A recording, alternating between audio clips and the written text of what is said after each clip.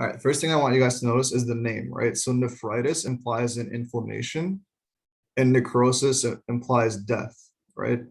So inflammation means that the body is usually doing something to cause something causes the body to cause inflammation, right? And then necrosis just implies the cells are dying, right? The cells aren't inflamed, they're dying. So this kind of helps you to remember the causes and what you will see in the signs and symptoms of each of these diseases, right? So for nephritis, what I want you guys to think about is haptens, right? And hypersensitivity. So haptens and hypersensitivity, because when you give these 5 P's, as first aid likes to have you remember them by, these 5 P's can cause a hapten reaction, which forms like autoantibodies to the haptens or to the foreign antigens that are being given, along with self-antigens, and it starts attacking the kidneys for whatever reason. So what you guys will see happen is the following, right? You're gonna have pyuria, and pyuria just means white blood cells in the urine. And classically, it's eosinophils. And eosinophils, if you guys remember, are what mediates allergic reactions. So you're gonna see eosinophils in the urine. And what else? And it's specifically interstitial renal inflammation. So if you guys think about where this happens, where this allergic response is gonna happen, it's not gonna happen in the tubule. It's going to happen in the interstitium, so between all the tubules and like the meat of the kidney. This is where like the white blood cells will start to invade. And one thing that you guys should know, I wonder if they wrote it here anywhere, is the casts, right? So are you guys going to see white blood cell casts in acute interstitial nephritis? Because remember, eosinophils are white blood cells. And let's take a look at what it says in the cast section. So the white blood cell casts do occur in tubular interstitial inflammation, right? So the 3 causes of white blood cell casts, if you guys pay attention to what it says in first aid, is tubulointerstitial inflammation, which is acute interstitial nephritis. Interstitial and inflammation, nephritis is inflammation. So this is one of the causes, along with acute pyelonephritis. So pyelonephritis is specifically an infection of the kidneys, and then transplant rejection. So an autoimmune response to a kidney transplant, right? So if you notice white blood cell casts specifically, they're going to involve things that surround the actual tubules of the kidney. So it's not going to be further down the urinary tract. It's going to be in the actual kidney. So the reason why I point this out is because sometimes when you take a urinalysis, you're going to see white blood cells in the urine.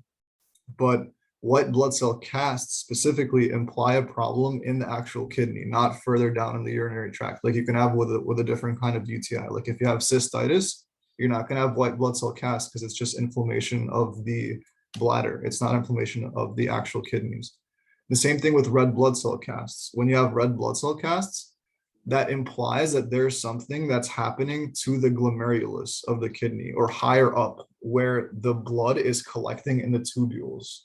So glomerulonephritis, if it gets bad enough, you can have red blood cells. Glomerulonephritis is like leakage of red blood cells into urine, right? But it specifically happens from the glomerulus. So you're going to have red blood cells packing into the tubules, and that's going to create those casts.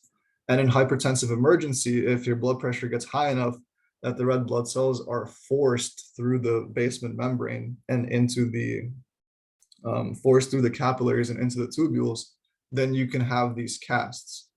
But if you just have red blood cells in the urine, that usually is a problem further down from the kidney. So for example, if you have bladder cancer and you're leaking blood into the bladder, you're going to have red blood cells in the urine, not red blood cell casts. So that's important for you guys to know. All right, so going back to nephritis. So the 5 things that can cause it. So just as a reminder, eosinophils and haptens and a hypersensitivity reaction. The things that can cause it are P, diuretics, pain-free, NSAIDs, penicillins, and cephalosporins, so types of antibiotics, proton pump inhibitors, rifampin, which is also a type of antibiotic you can use for tuberculosis, and sulfa drugs, which are a bunch of stuff. So like diuretics are also sulfa drugs, and TMP-SMX is a sulfa drug. So sulfa drug, just, I don't know how to remember this, but a bunch of stuff is sulfa drugs. And also over here, it lists some other causes. So quinolones, like fluoroquinolones, it doesn't even list them here. Also infections. So mycoplasma can cause acute interstitial nephritis, and Sjogren's syndrome, lupus, and sarcoidosis. So all of these are disorders of the immune system. So you can kind of associate them with a more immune-mediated inflammatory reaction. Okay, so that's acute interstitial nephritis. And also the way it presents, if you guys notice how it presents, it's fever and a rash. So fever and a rash kind of reminds you of like rheumatic fever or any kind of like infection, like something that the immune system is doing to your own body. Okay, now acute tubular necrosis. So the two things that can cause acute tubular necrosis, one of them we kind of already talked about. It has to do with prerenal azotemia. So not enough blood flow to the kidney can at first present as prerenal azotemia, and then it can progress to intrinsic renal failure because it can progress to acute tubular necrosis. And the reason for that is ischemia, right? If you don't have enough blood flow to the kidneys for a significant amount of time, the cells themselves will start to die. So let's look at this here, right? So ischemia, right? Ischemia is one of the causes of acute tubular necrosis. And remember, necrosis means death. So the cells are going to start to die for one reason or another. So the first reason is ischemia, which is a low renal blood flow, and the causes are hypotension, shock, sepsis, hemorrhage, heart failure. So all similar things that can cause prerenal azotemia, right? So hypovolemia, low cardiac output, low effective circulating volume, heart failure. So some of these reasons are the same, and it just depends on the severity. Like the more severe these reasons get, the further you get to intrinsic renal failure. So the closer you get to acute tubular necrosis. Let's see what else it says here. So what happens when these cells start to die along the tubule? They're going to slough into the tubular lumen. So they're going to create casts, and specifically these casts are going to be called muddy brown casts, right? So let's look back over here. So the official name is granular casts, and they look like this in C over here. You can see they're more brown looking. And it says right here, acute tubular necrosis, ATN, can be muddy brown in appearance. So these are the casts you get from ischemia, or the other category is toxins, which can cause acute tubular necrosis. And sometimes they can ask you like which part of the kidney tubule is going to be affected. So for ischemia, the two things that are going to be affected are the proximal convoluted tubule and the thick ascending loop, right? So I don't exactly remember, but I believe the reason why the proximal convoluted tubule and the thick ascending loop are going to be most affected is because they're more metabolically active. I believe, I'm not 100% sure. And then the proximal convoluted tubule is also going to be the thing affected in nephrotoxicity being the cause of acute tubular necrosis. So the way that I remember this is the proximal convoluted tubule is the first thing that gets hit by drugs. If it's going through the glomerulus, the first thing it encounters is the proximal convoluted tubule. So that's why this is going to be affected by toxins. You guys have to know some of the common toxins, right? So aminoglycosides are an important toxic agent, and it's toxic to the kidneys, and it's also toxic to the ears. Similarly, cisplatin is a chemotherapy agent, which is toxic to the kidneys and toxic to the ears. Also, radiocontrast agents. So if you take a patient for an MRI with contrast or a CT scan with contrast, this is a common cause of the next day the patient's not making urine. And the reason they're not making urine is because this radiocontrast agent could have caused acute tubular necrosis. Another cause is ethylene glycol. So remember, we were talking about antifreeze before. So ethylene glycol can both cause what kind of kidney stones? It's calcium, and it can cause acute tubular necrosis. So another thing that can cause it is crush injury. So a lot of myoglobin going into the urine can cause acute tubular necrosis. And one really important thing for you guys to know about myoglobinuria is the way that it presents on urinalysis is you're going to have a urine positive for blood, but negative for red blood cells on microscopy. So that means when you put the dipstick in, the dipstick is going to show that there's like 4+ blood. But when you look at it under a microscope, you're not going to see any red blood cells. So that's how you know it's myoglobinuria. That's how the question will tell you. And similarly, hemoglobinuria is also a cause. Okay, so Wait, Joseph, yeah, sure. can you repeat that? So it's myoglobinuria if there's a red blood cell, but if you look into the microscope, there's no red blood cells? So yes, but specifically, it's not that there is a red blood cell, is that the urine dipstick will be positive for blood. So when you dip the dipstick in, it's going to react to the myoglobin and it's going to think that there's blood in the urine. So you're going to get a positive for blood on the dipstick. You're going to have 4+ blood on the urine dipstick. But then when you look under a microscope, you're not going to see red blood cells because it's not the red blood cells that are in the urine, it's the myoglobin from the muscles. Okay, thank you. Yeah, Yeah. no problem. So that's the important causes of acute tubular necrosis. And then you guys should know that usually what happens, like this sounds really bad if you give somebody like a toxic agent, if they go for a CT scan and they get radiocontrast dye induced tubular necrosis, you think, oh my God, I like ruined this patient's life, but that's not true. Usually they recover. So the most important thing is when after the inciting event happens, there's going to be 1 to 3 weeks. Well, it depends on how badly you damage the kidneys. Like, I don't know if this number is very accurate because I don't think patients are going to stay, like if they have a high creatinine from radiocontrast, like if they have intrinsic renal failure for, I think it could just last for a few days if you just give contrast one time.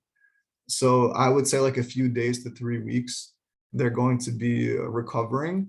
And what you guys have to like keep an eye out for is hyperkalemia and metabolic acidosis and uremia. So these are things that can essentially kill the patient. But as long as you keep an eye out for it and you consistently check labs and you don't miss a high potassium or really bad metabolic acidosis, this patient will likely recover and they will be fine. So in the second phase, they don't make a lot of urine because their kidneys are damaged. But then in the third phase, they recover and they're going to start making a ton of urine. And when they make a ton of urine, you're going to have like the opposite stuff happening. So instead of hyperkalemia, you're going to have hypokalemia. And you're going to have a lot of their electrolytes being wasted, right? So as long as you keep an eye on these patients and keep taking labs every day or twice a day, these patients are going to be fine. You just have to be aware that this can happen. And the way that you can remember that it's hyperkalemia is remember that one of the things that the kidneys do is they absorb sodium and they waste potassium, right? So if the normal thing for a kidney to do is to waste potassium, when they're damaged, you're going to have a high potassium because you're not going to waste it.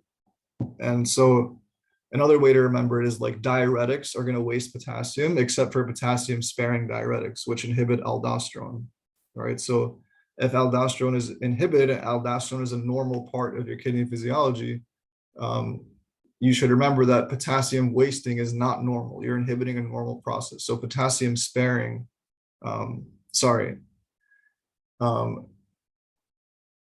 wait, what was I saying? So the point I was trying to make is that the kidneys, just to circle it back, the kidneys are supposed to waste potassium and spare sodium. Okay. I hope that made sense because I like started to confuse myself, but that's the point I'm trying to make. And that's why hyperkalemia happens in the maintenance phase when the kidneys aren't going to be working properly. Okay. Then there are 2 other things here. I would say diffuse cortical necrosis. I've never really seen a question on it. It's basically just like a really abrupt cessation of blood flow and kind of everything dies. And this happens in obstetrical catastrophes or like really bad septic shock. And then renal papillary necrosis, what I see it with is sickle cell disease on questions, right? So you can remember SAD PAPA, right? Papillary necrosis for PAPA, and then sickle cell disease, acute pyelonephritis, which is an infection of the kidney, analgesics like NSAIDs, which come up for basically all these diseases. And then diabetes, right? So sickle cell, acute pyelonephritis, and diabetes, SAD PAPA.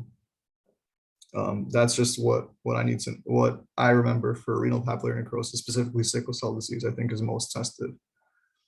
And they sometimes can give you an image. So the papillae are going to be, if you guys see here, these are the calyces of the kidney. So this is going to be the cortex over here on the outside, and then this is the medulla, right? And like the tips of the medulla that go in between the calyces are the actual papillae. So you can see the necrosis happening in the papillae. Okay, so that's all I wanted to go over with you guys. Let's do some questions. I'll give you guys a few minutes to do the first one.